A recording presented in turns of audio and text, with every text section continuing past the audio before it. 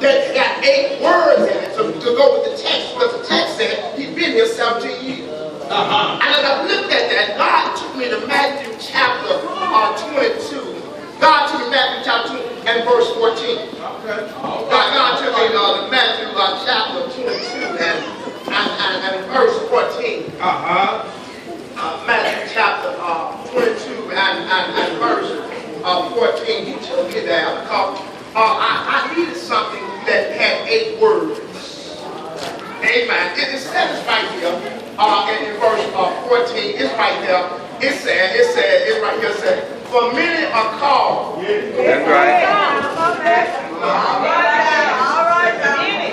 Let me read that again. It says, for many are called, but few are chosen. Many are called.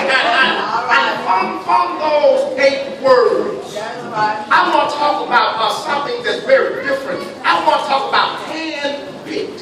Hand-picked. Amen. Not only is I'm preaching to the pastor in the first lady, but somewhere in the swimming pool, you're going to jump in. Somebody shout hand-picked.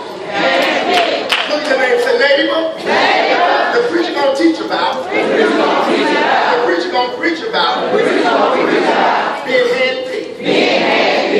Come on, give God a hand clap.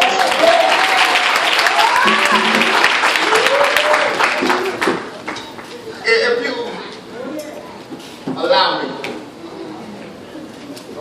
just a little time today, let me reflect back on me growing up as a little boy in Walls, Mississippi. All right.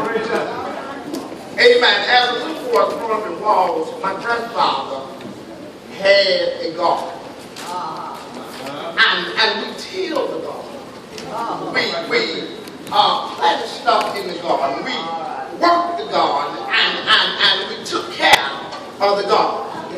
Do I have a witness here? Amen. But certain vegetables and fruits in the garden had to be hand-picked.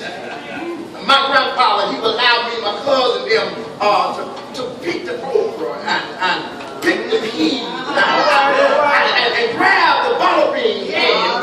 But somebody knows that when it came time to checking tomatoes, came time to plucking the watermelon, my granddaddy had to hand pick them himself. Do I have a witness here? Brother Webster said that hand picked means selected, chosen, carefully picked. Amen. He talked about, Webster said that it's carefully examined for specific job.